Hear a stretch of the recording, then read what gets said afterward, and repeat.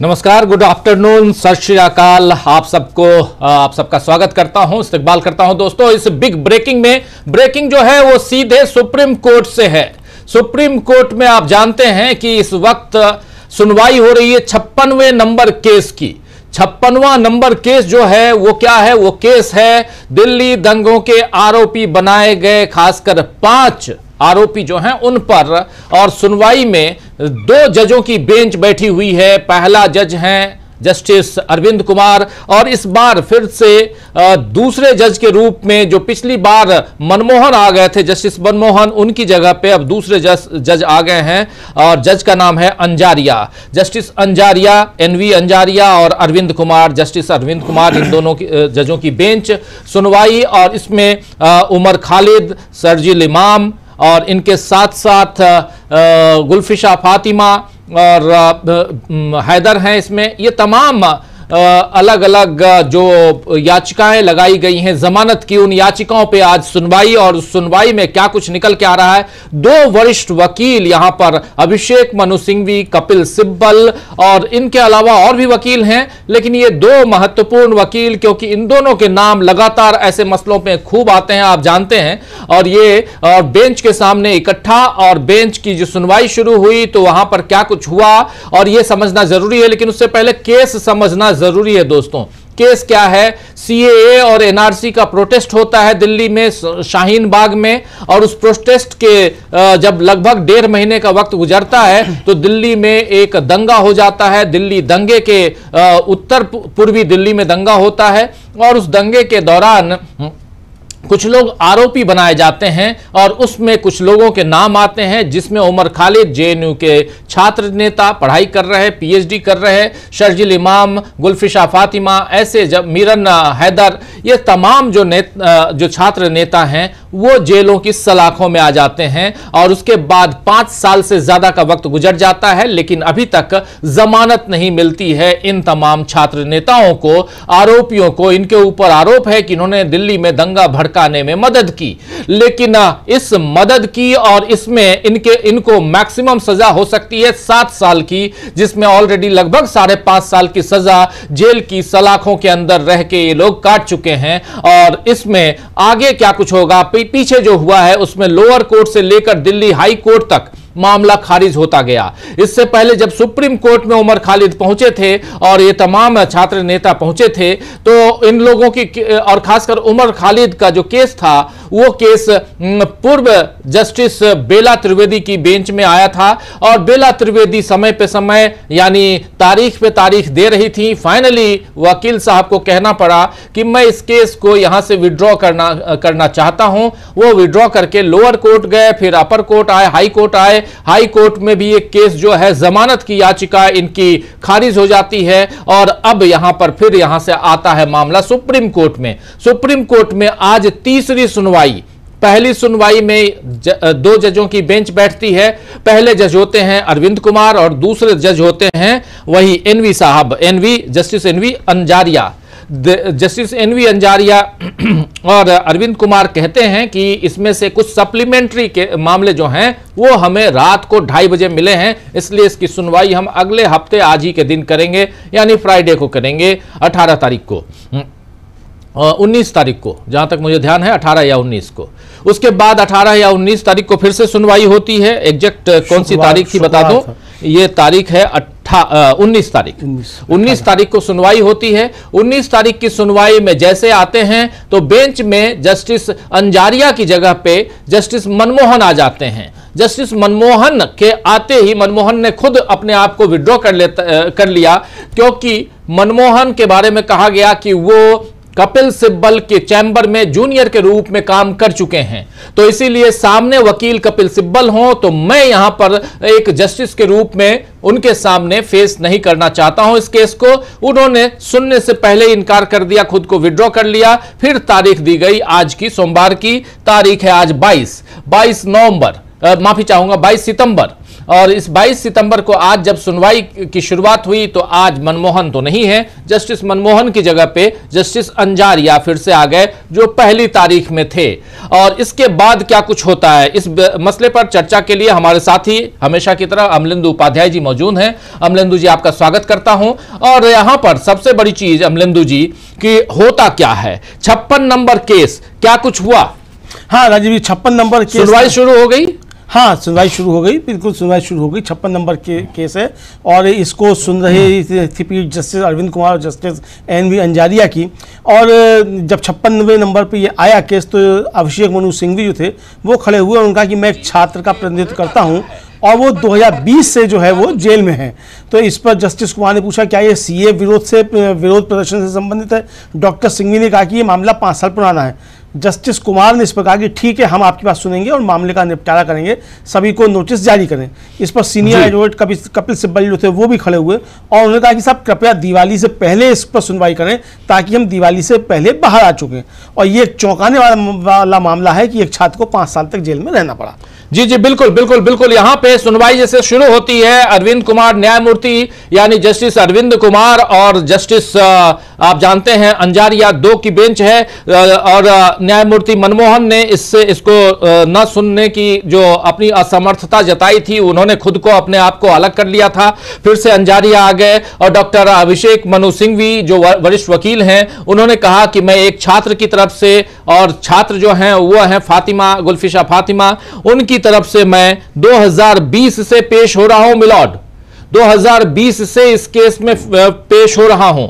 इस पर उन्होंने कहा जस्टिस अरविंद कुमार ने कि क्या यह CAA विरोध प्रदर्शन है, क्या यह CAA का विरोध प्रदर्शन था जो आप कह रहे हैं, तो ये वही विरोध, इसलिए तो आपको यहां 5 साल से आना पड़ रहा है। सिंघवी बोल रहे हैं हाँ 5 साल लेकिन हो गए, यस, लेकिन इट हैज बीन 5 years, ये ऑलरेडी 5 साल हो गए हैं। इसके बाद अरविंद कुमार न्यायमूर्ति या जस्टिस अरविंद कुमार कह रहे हैं हाँ हम आपकी बात सुनेंगे और इसका निपटारा जल्द से जल्द करेंगे, सभी को नोटिस जारी करें। उन्होंने आदेश दिया कि सभी को नोटिस जारी करें। आप जानते हैं कि जब ये फिर से फ्रेश केस आया है तो फिर से दिल्ली सरकार NCT जो है नेशनल कैपिटल रीजन जो है उसमें नोटिस दिया गया है, नेशनल कैपिटल टेरिटरी, उसमें अब सरकार, क्योंकि इसमें NCT वर्सेस ये तमाम अलग अलग लोग हैं, तो उनको नोटिस दिया गया है और नोटिस जारी किया गया। इसके बाद जस्टिस अधिवक्ता कपिल सिब्बल खड़े होते हैं और वो कहते हैं कि कृपया मिलॉर्ड, कृपया इसे दिवाली से पहले इसकी सुनवाई कर लीजिए ताकि हम दिवाली से पहले बाहर आ सकें, यानी दिवाली से पहले ये जो लोग हमारे हैं वो बाहर आ जाएं, जेल से बाहर आ जाएं। इस पर इन्होंने ये भी कहा कि ये चौंकाने वाला, कपिल सिब्बल ने कहा कि ये चौंकाने वाला है कि एक छात्र को 5 साल तक जेल में रहना पड़ा है। ये बात कही है सिंघवी ने, अभिषेक मनु सिंघवी ने, कि ये चौंकाने, क्योंकि कपिल सिब्बल ने इतना कहा, उसके बाद अभिषेक मनु सिंघवी कह रहे हैं, यानी कपिल सिब्बल यहां कह रहे हैं अमलेंदु जी कि हम ये चाहते हैं कि दिवाली से पहले ये छात्र जो हैं, जो आज आरोपी बनाकर 5 साल से ज्यादा का वक्त गुजर गया और वो जेल की सलाखों में हैं, वो बाहर आ सकें। इसी पे इन्होंने कहा है जस्टिस अरविंद कुमार ने कि हाँ हम इसकी सुनवाई करेंगे। और इस पर अभिषेक मनु सिंघवी ने कहा कि यह चौंकाने वाला है कि एक छात्र को 5 साल तक जेल में रहना पड़ा है। इस पर न्यायमूर्ति अरविंद कुमार कह रहे हैं कि हम इसकी सुनवाई करेंगे और जरूर करेंगे और जितनी चीजें हैं, जितनी बातें हैं, उन तमाम आपकी दलीलों को सुनेंगे और इसका निपटारा करेंगे, यहां पर यह कहा गया। और साथ साथ नोटिस जारी किया गया है, ये है अमलेंदु जी, और क्या है, नोटिस इशू किया गया है। और ये मामला जो है यहां कह रहे हैं 5 साल CAA NRC की बात लेकर आ गए अरविंद कुमार। हाँ बिल्कुल, CAA NRC की लेकर आ गए और जो आदेश दिया गया उसमें आदेश ये दिया गया राजीव जी कि नोटिस का जवाब जो है वो 7 तारीख तक वापस आ जाना चाहिए। ये उसमें साफ तौर पे आदेश में कहा गया है, यानी 7 अक्टूबर तक नोटिस का जवाब दिल्ली पुलिस की तरफ से और जो संबंधित पक्षों की तरफ से आनी चाहिए। और स्थायी वकील को नोटिस देने सहित सभी तरीकों से नोटिस की अनुमति है, यानी इसके लिए वहाँ जाने की आवश्यकता नहीं है दिल्ली पुलिस तक। जो उनका स्थायी वकील होता है उसको नोटिस देकर भी काम चल सकता है। इसका मतलब राजीव जी ये हुआ, और इसको देकर 7 अक्टूबर से पहले ये जवाब आ जाना चाहिए, ये उसमें आदेश दिया गया है। जी, ये आदेश में साफ साफ अरविंद कुमार ने कहा है कि 7 अक्टूबर तक इसका यानी 7 अक्टूबर 2025, आप जान रहे हैं कि आज 22 तारीख है। 7 अक्टूबर से पहले ये सूचीबद्ध करें, 7 अक्टूबर को एक तो लिस्ट करें इस केस को, और दूसरा उस समय तक पूरे के पूरे जवाब आ जाने चाहिए। लेकिन एक चीज मुझे, हाँ ठीक है, ये केस दूसरा है और 7 और 8 तारीख को ही सुनवाई होनी है फिर से एसआईआर पे, और फाइनल हियरिंग है एसआईआर पे। उसी दिन इस केस को लेकर सुनवाई होगी, और चूंकि उस दिन तक नोटिस आना है तो सुनवाई उस दिन जरूर होगी। हाँ, ये भी दिख रहा है, बिल्कुल सुनवाई होगी, और केसेस और सेम वकील दोनों में हैं, सेम जज नहीं है लेकिन सेम वकील हैं, यानी मामला जो है यहां फंसेगा। यानी यहां साफ है कि इस केस के लिए कौन खड़ा होगा, उस केस के लिए कौन खड़ा होगा। यह बड़ा मजेदार तथ्य दिख रहा है। 6 तारीख एक्चुअली है क्या कि दशहरे के बाद 7 तारीख 6 तारीख से 6 से फिर से कोर्ट की शुरुआत हो रही है। 6 मंडे है और उसके बाद 7 ट्यूसडे है। 7 तारीख की हियरिंग की बात इन्होंने कही है। तो एक फंसने वाला मामला यहां दिखाई दे रहा है कि दोनों में वकील सेम हैं। इधर भी वकील हैं कपिल सिब्बल और अभिषेक मनु सिंघवी, और उधर एसआईआर पे भी अभिषेक मनु और कपिल सिब्बल हैं। एसआईआर की सुनवाई भी फाइनल सुनवाई होनी है 7 और 8 तारीख को, और दिन भर सुनवाई होनी है। और इधर इसमें भी सुनवाई, और उमर खालिद, शर्जील इमाम, फिर गुलफिशा फातिमा, मीरन हैदर, इन तमाम की सुनवाई भी उसी दिन होनी है। और यह साफ कह दिया गया है, नोटिस भेजिए, और हम दिवाली से पहले, जैसा कपिल सिब्बल ने कहा कि दिवाली से पहले हम चाहते हैं कि इस पे सुनवाई हो जाए। और उसके बाद फिर इन्होंने कहा है कि सिद्धार्थ दवे भी हैं यहाँ पे, हमें कह रहे हैं कि हमें इसके परमिट टू सर्व दस्ती की अनुमति दीजिए। इसके बाद फिर उन्होंने कहा कि हर तरह से, यानी जस्टिस कुमार ने कहा है कि हर तरह से हम इस पे सुनवाई के लिए, हर तरह से जवाब के लिए तैयार हैं। ये बात कही गई है। बिल्कुल बिल्कुल, ये चूंकि दस्ती की मांग की गई थी तो इसलिए आदेश में कहा गया कि आप हर तरीके से आप दे सकते हैं, और आप जो स्टैंडिंग काउंसिल है, जो स्थायी मतलब वकील है दिल्ली पुलिस के, आप उनको भी हैंड ओवर कर सकते हैं। यानी वो अब उस प्रक्रिया में नहीं फंसेगा राजीव जी कि वो समन जाएगा और वो डाक में फंसा रहेगा, फिर वो बता दिया जाएगा अभी मिल नहीं पा रहा है, पता नहीं मिला है, इस तरह की चीज़ें नहीं है। तो जो स्टैंडिंग काउंसिल है दिल्ली पुलिस, उसके स्टैंडिंग काउंसिल को ही ये नोटिस सर्व करके दिया जा सकता है, और 7 अक्टूबर से पहले ये वापस लिया, मतलब इसका जवाब आना है।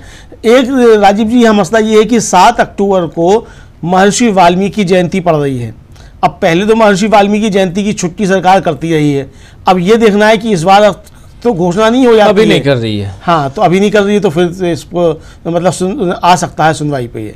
जी जी, बिल्कुल बिल्कुल बिल्कुल।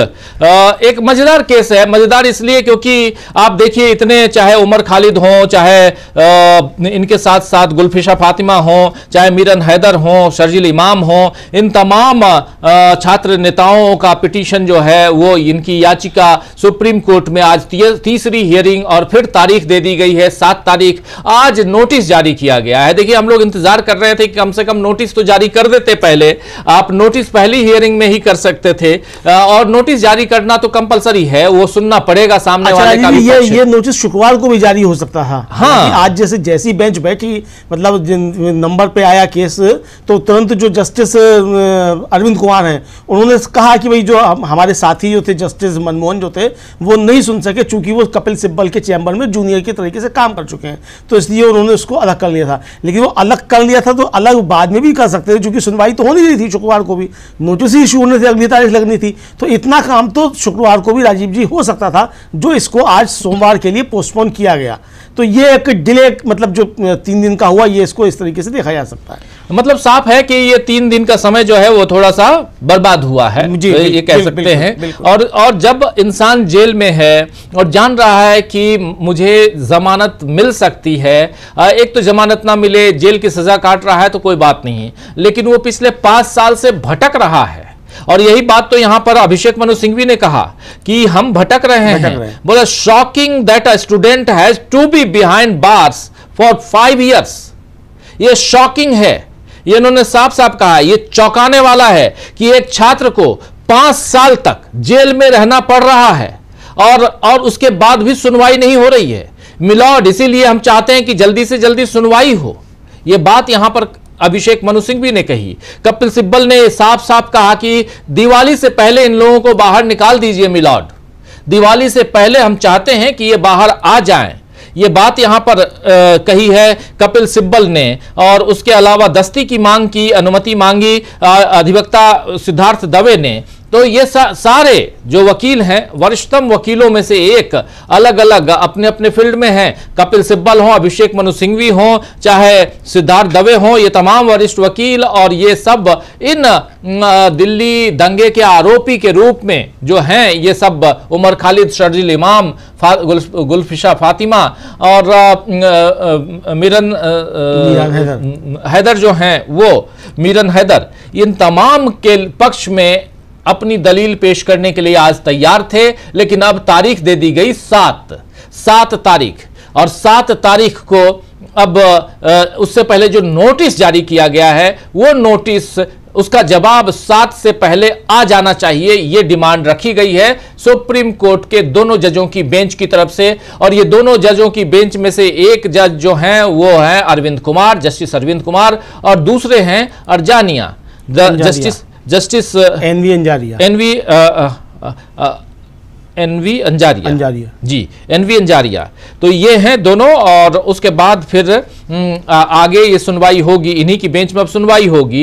लेकिन इसके साथ साथ अमलेंदु जी, ये बात जरूर कही जाएगी यहाँ पे कि उमर खालिद और इन तमाम लोगों के साथ जो अभी तक ज्यादती होती रही है न्याय के लिए, जबकि बार बार मैं ये बात कह रहा हूं कि बेल इज रूल अगर कह रहे हैं और जेल इज एक्सेप्शन, तो बेल इज रूल अगर कह रहे हैं तो रूल में कहां आ रहा है? यहां तो बेल इज एक्सेप्शन हो जा रहा है और जेल इज रूल की बात आ जा रही है। बेल अगर नियम है और बेल नियम के अनुसार मिलनी चाहिए तो अभी तक मिल जानी चाहिए थी अमलेंदु जी। हाँ बिल्कुल राजीव जी, तो मिल जानी चाहिए थी, लेकिन बेल नहीं मिल रही है। और इसके लिए तमाम तरीके के तर्क जो हमारे एक्स CJI चंद्रचूड़ साहब जो है राजीव जी, वो दे रहे हैं। एक दूसरे चैनल पर थे और वहाँ उनका एक लंबा चौड़ा इंटरव्यू हुआ, उसमें जब पूछा गया उमर खालिद के मसले को लेकर, तो उन्होंने बड़े हास्यास्पद तरीके के जो थे वो तर्क दिए जस्टिस चंद्रचूड़ ने।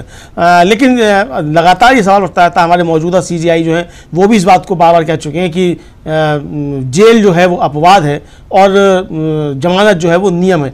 लेकिन जब दिल्ली हाई कोर्ट ने राजीव जी इस जमानत याचिका खारिज की इन सब की, तो उसमें एक टिप्पणी जोड़ी उन्होंने, खंडपीठ ने, दिल्ली हाई कोर्ट ने, कि अगर न्यायमूर्ति चाहे, मतलब जज चाहे, तो इसमें UAPA में अंदर रख सकते हैं, मतलब यहाँ लागू नहीं होगा। तो अब देखना यही है कि जो क्या कुछ ऐसे विवेक जो है न्यायाधीश का जो है वो जो अपवाद है उसको नियम में बदल सकता है क्या? अब इस पे भी एक राजीव जी एक बहस जो है वो शुरू हो सकती है, क्योंकि जो तर्क दिया गया है जमानत खारिज करते समय, वो तर्क यही दिया गया है कि न्यायाधीश अगर विवेक से चाहें तो इसको रख सकते हैं। यानी मेरिट वहाँ राजीव जी वो कानून की प्रक्रिया नहीं है और नियम जो है वो नहीं है, वो जज साहब की अपनी एक तरह से इच्छा है कि वो चाहते हैं कि अभियुक्त जो है वो जेल में रहें।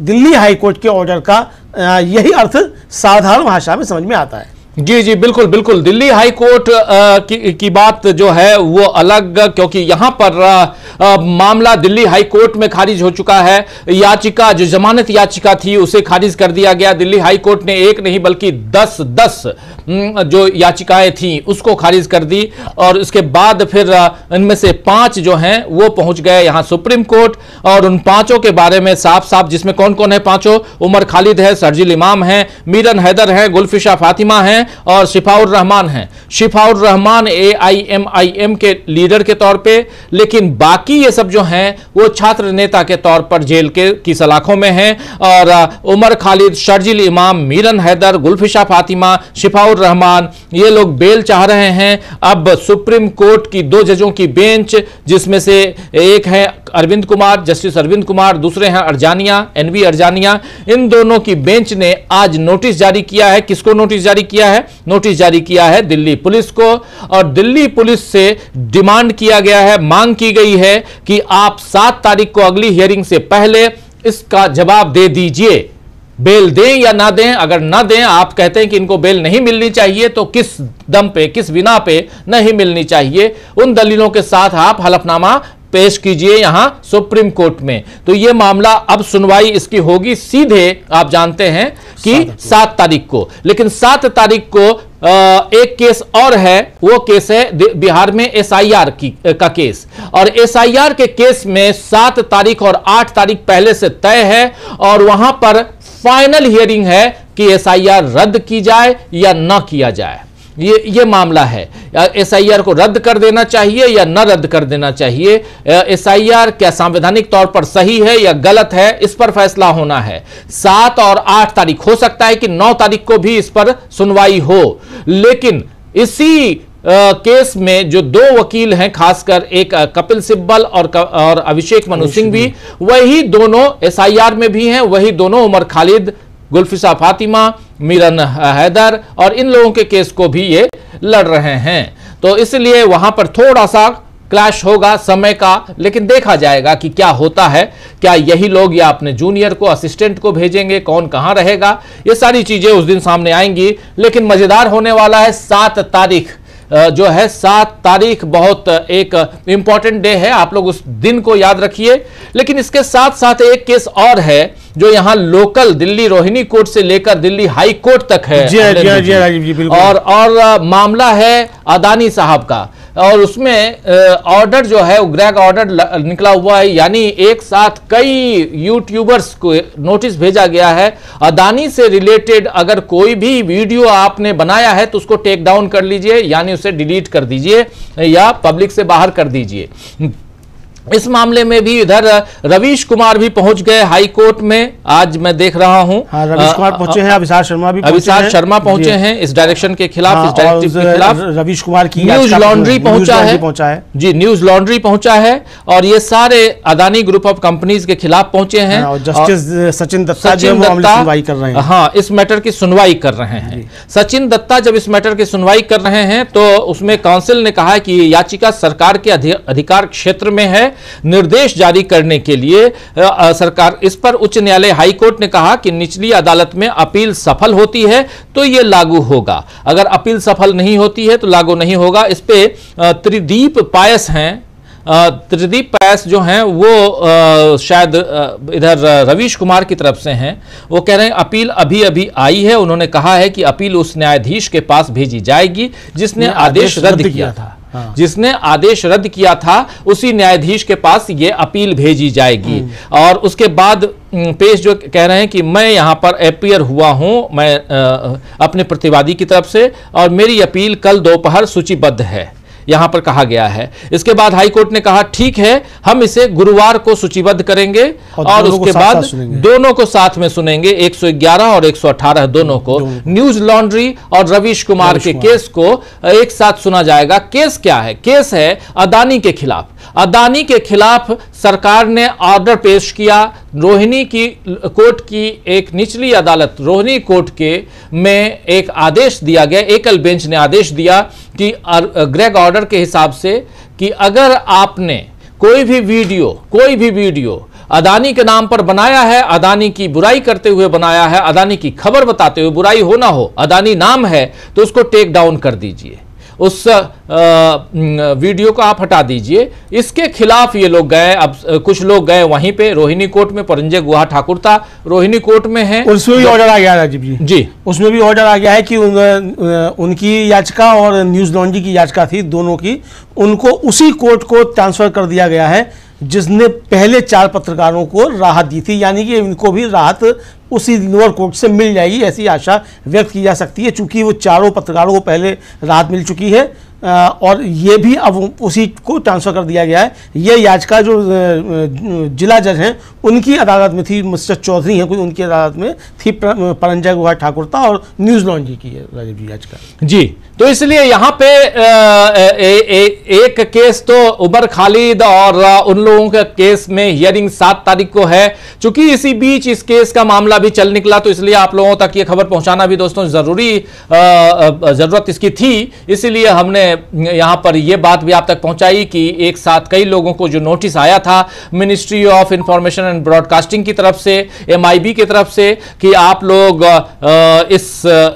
अपने अपने वीडियो को अगले 5 दिनों के अंदर, शायद 5 दिन का ही समय था, 5 दिनों के अंदर टेक डाउन कीजिए और उसके 36 घंटे के अंदर हम लोगों को बताइए कि आपने इसको टेक डाउन किया, डिलीट किया है कि नहीं किया है। और इसके खिलाफ ये तमाम जो पत्रकार हैं वो पहुंच गए सीधे अलग अलग कोर्ट में। कुछ लोग पहुंचे रोहिणी कोर्ट में, कुछ लोग पहुंचे हाई कोर्ट में। दिल्ली हाई कोर्ट में न्यूज लॉन्ड्री और रवीश कुमार पहुंचे, और उधर बाकी लोग जो हैं वो पहुंचे, जहां तक जानकारी है मुझे। वो लोग पहुंचे रोहिणी कोर्ट में, और रोहिणी कोर्ट में कल 4 लोगों को ऑलरेडी, मतलब शुक्रवार को, कल तो रविवार का दिन था, शुक्रवार को 4 लोगों को ऑलरेडी राहत मिल गई थी। मिल गई और जज आशीष अग्रवाल थे, उन्होंने कहा था कि ये जो हानिकारक लेख जो बताए गए हैं ये लंबे समय में से सार्वजनिक डोमेन में थे, इसलिए सिविल जज को उनके लेख हटाने का निर्देश देने से पहले पत्रकारों का पक्ष सुनना चाहिए था, एक तरफा आदेश नहीं देना चाहिए था। तो उन्हीं की अदालत में ये परंजय गुहा ठाकुर था, न्यूज लॉन्ड्री का केस भेज दिया गया है। और न्यूज लॉन्ड्री राजीव जी हाईकोर्ट भी पहुंची थी रवीश कुमार के साथ साथ, तो वहां भी जो है उनके वकील जो थे त्रिदीप पैस जो थे, उन्होंने बताया कि हमारा जो है वो उसी जज को भेज दिया गया है जिसने औरों को दिया था। तो फिर उस पर कहा गया कि ठीक है, हम आप दोनों को भी हम अब गुरुवार को सुनेंगे। तो अब देखना ये कि जो आशीष अग्रवाल जो है न्यायाधीश, इनकी अदालत में जो परंजय गुहा ठाकुर था और न्यूज लॉन्ड्री का केस भेजा गया है, ये कब लगता है कि इस पर कल सुनवाई होती है या आज ही आज तो अब नहीं होगी, चूंकि आज यहाँ सुनवाई हो चुकी, तो कल ये जो है ये इसको देखते हैं किस समय आता है, लेकिन गुरुवार को हाई कोर्ट इसको सुनेगा। जी, आशीष अग्रवाल जज साहब हैं, और दिल्ली हाई कोर्ट में भी सुनवाई होगी, और यहाँ न्यूज लॉन्ड्री और रवीश कुमार दिल्ली हाई कोर्ट पहुंचे हैं। लेकिन उधर दूसरी तरफ रोहिणी कोर्ट में ये केस, और रोहिणी कोर्ट से क्या फैसला आता है उस फैसले का इंतजार यहाँ हाई कोर्ट में भी। जर्नलिस्ट भी अब कोर्ट कचहरी का चक्कर ज्यादा लगा रहे हैं, ज्यादा लगाना पड़ रहा है। अगर आप सत्ता पक्ष के खिलाफ रहें ना रहें, लेकिन सत्ता पक्ष के विरोध वाली खबरों को अगर आप पहुंचाते हैं जन जन तक और उनकी कमियों को उजागर करते हैं, खामियों को उजागर करते हैं, तो आपको नोटिस भेज दिया जाता है। उसका नमूना यहां पर है, चाहे रवीश कुमार हो, न्यूज लॉन्ड्री हो, या ऐसे तमाम परंजय गुहा ठाकुरता हो, इन लोगों को जैसे नोटिस भेजे गए हैं ये आप लोगों ने देख लिया। तो यहां पर एक मामला ये साफ इसका है, यानी जहां ऑलरेडी जर्नलिस्ट कोर्ट में है, कचहरी में है, और दूसरी तरफ आपने देखा कि छात्र नेता जो पिछले 5 साल से जेलों की सलाखों में हैं, जेलों नहीं कहें, जेल की सलाखों में कहें तो ज्यादा अच्छा है, क्योंकि ये सब दिल्ली के तिहाड़ जेल में हैं, इसलिए तिहाड़ जेल में ये सब बंद हैं, आरोपी हैं। अभी तक इनके ऊपर किसी भी ढंग का अपराध साबित नहीं हुआ है, और इसीलिए ये अपराधी नहीं कहे जाएंगे, सजा याफ्ता नहीं कहे जाएंगे, ये सीधे आरोपी हैं। इनके ऊपर आरोप है कि इन लोगों ने दिल्ली दंगे को भड़काया है या दिल्ली में दंगा करवाया है। दिल्ली पुलिस, इस पुलिस में जो भी उनकी नोटिंग जो रही हो पुलिस की, लेकिन अब दिल्ली पुलिस को सुप्रीम कोर्ट की 2 जजों की बेंच, जस्टिस अरविंद कुमार और जस्टिस NV अर्जानिया, इन दोनों जजों ने नोटिस जारी कर दिया है। 7 तारीख से पहले इन 5 पर जो जवाब मांगा गया है, और 5 कौन हैं आरोपी? उमर खालिद, गुलफिशा फातिमा, मीरन हैदर, और इनके अलावा शर्जील इमाम और शिफाउर रहमान।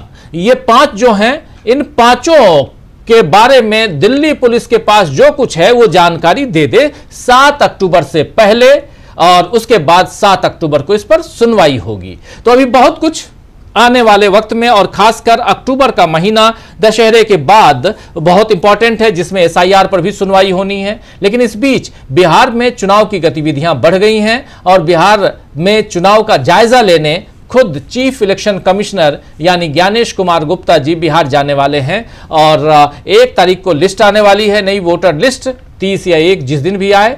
लेकिन उसके बाद क्या तुरंत चुनाव की घोषणा होगी, यह भी देखना दिलचस्प होगा। तो बहुत कुछ है जो एक ही पर्दे में अगर देखा जाए, और सबका संबंध कहीं ना कहीं सुप्रीम कोर्ट से, सबके तार सुप्रीम कोर्ट से जुड़ते हैं। तो इसलिए अमरेंदु जी अब इस चर्चा को यहीं समाप्त करें, क्योंकि बात ऑलरेडी हो चुकी है कोर्ट ने ऑलरेडी तारीख दे दी है, ये बताते हुए हाँ, चलते चलते राजीव जी, कल जो है न्यूज लॉन्ड्री और परंजय गुहा ठाकुरता की सुनवाई न्यायाधीश जो है, जो आशीष अग्रवाल, वही करेंगे, ये भी आगे यानी रोहिणी कोर्ट में करेंगे। रोहिणी कोर्ट में। तो परंजय गुहा ठाकुरता की सुनवाई होनी है, इधर रवीश कुमार और इन तब सबकी है। अगर आप लोग चाहते हैं तो उस सुनवाई को भी हम लेके आएंगे कि वहां क्या चल रहा है, और बहुत मजेदार केस है जी। बिल्कुल, मुझे लगता है कि हम लोगों को लाइव करना चाहिए उसके। हाँ, लेकिन हाई कोर्ट में राजीव जी वो गुरुवार को है असल में सुनवाई जो सारे केसों की, और तब तक कल लगता है कि चूंकि 4 केस में स्टे दे ही चुके हैं आशीष अग्रवाल, और सेम केस है, और आज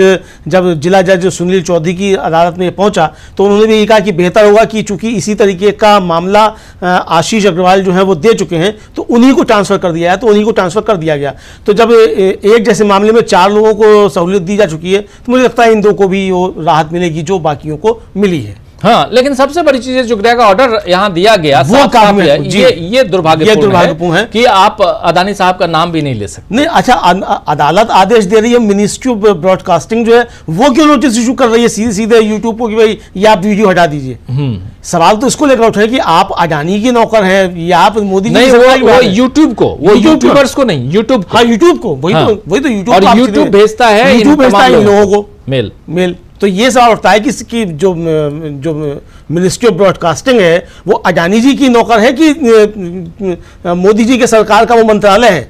तो ये सवाल जो है वो उठना शुरू हो गए राजीव जी। हमारे कुछ साथी कह रहे हैं कि कल का जो केस यानी आशीष अग्रवाल साहब के कोर्ट में जो केस जज जो हैं उनके कोर्ट में जो केस पर सुनवाई होगी, रवीश कुमार हैं, न्यूज लॉन्ड्री है और ऐसे तमाम लोग हैं, जो सुनवाई होगी उसको लाइव करना चाहिए। हमारे कई सारे साथी लिख रहे हैं, तो हम अब कल लाइव करेंगे इसको। आप तमाम साथी चाहते हैं हम लाइव लेके आएंगे, क्या बहस वहां चल रही है वो बताएंगे, आप तक हम पहुंचाएंगे। अदानी वर्सेस पत्रकार और पत्रकारों में रवीश कुमार, परंजय गुहा ठाकुरता, विशाल शर्मा, अजीत अंजुम, ये तमाम लोग हैं इस केस में, और कुछ संस्थानें हैं, ध्रुव राठी भी हैं इसमें, कुछ संस्थान भी हैं ऐसे जैसे न्यूज लॉन्ड्री है।